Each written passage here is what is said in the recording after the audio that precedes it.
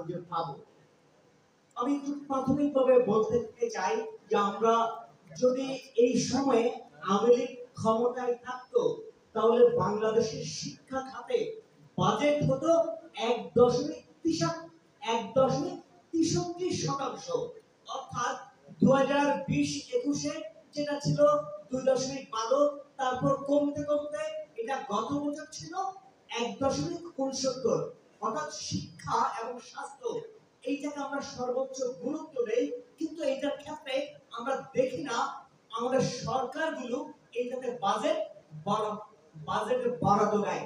ইউনেস্কোর পরামর্শে শিক্ষা খাতে ন্যূনতম মাত্রায় এটা হচ্ছে বাজেটের বরাদ্দ থাকবার জন্য পরামর্শ দিচ্ছে ওনারা 6%। আমরা কি আশা করতে পারি এই অন্তর্বর্তীকালীন সরকার আগামী 2 জুন যে বাজেট অধিবেশন বাজেট প্রস্তাব দিবেন সেখানে এইবার অন্তত শিক্ষা খাতে ইউনেস্কোর প্রস্তাবিত 6% বাজেট কি আমরা পাবো? আমরা আশা করি এই যে শিক্ষকরা বললেন, ছাত্ররা বললেন, কিংবা সমাজের অবকাঠামো যদি বাজেটে বরাদ্দ না হয় তাহলে এই যে একটা গুণগত পরিবর্তনটা কি করে হবে? অন্তর্বর্তীকালীন সরকার অনেকগুলো সংস্কার কমিশন করলেন, কিন্তু আমরা কিন্তু দেখিনি অন্তর্বর্তীকালীন সরকার শিক্ষা নিয়ে একটি সংস্কার কমিশন করলেন। এটা একটা গভীর দুঃখের বিষয়। এবং এমনকি আমরা সকলেই শিক্ষার্থীদের কাছে সুনাগরিক আশা করি। রাষ্ট্র যদি শিক্ষার্থীর দায়িত্ব না নেয় তাহলে শিক্ষার্থীরা কেন রাষ্ট্রের দায়িত্ব নিবে? ব্যক্তিগতভাবে তারা যদি শিক্ষিত হয়ে ওঠে, পরিবারের অর্থের উপরে তাদের যদি শিক্ষার প্রভাব থাকে এবং সেটার দায়িত্ব যদি পরিবারই নেয় তাহলে সেটা রাষ্ট্রের দায়িত্ব নিবে।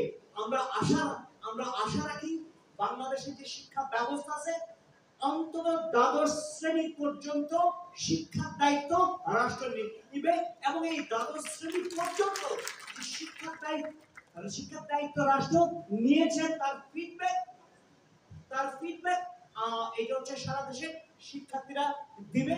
এবং সেটার সাথে আরেকটি কথা যুক্ত করি, আমি বিশেষভাবে মনে করি যদি শিক্ষা প্রতিষ্ঠানগুলিকে গভর্নিং বডি পরিচালনা কমিটিগুলো যদি রাজনৈতিকরণ না হয়, যদি সেই সমস্ত প্রতিষ্ঠানগুলো স্বাধীনভাবে যোগ্য, দক্ষ এবং সমাজে যারা প্রভাব বিস্তার করতে পারেন, গুরুত্বপূর্ণ ভূমিকা রাখেন, তাদেরকে যদি তারা যদি পরিচালনা পর্ষদে আসেন তাহলে শিক্ষা প্রতিষ্ঠানগুলোর একটা গুণগত পরিবর্তন ঘটবে বলে আমি দৃঢ়ভাবে বিশ্বাস করি।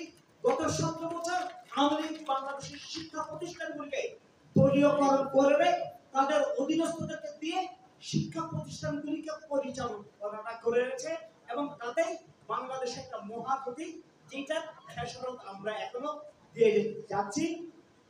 আমি শিক্ষা উপদেষ্টা আছেন তার কাছে অত্যন্ত বিনয়ের সহিত আহ্বান করবো যে আমরা চাই শিক্ষা খাতে একটা আমূল পরিবর্তন, এবং এই অন্তর্বর্তীকালীন এই শিক্ষা বাজেটে আমরা চাই অন্তর্বর্তীকালীন সরকার শিক্ষা ক্ষেত্রে একটা বড় বাজেট দিবে, এই আশা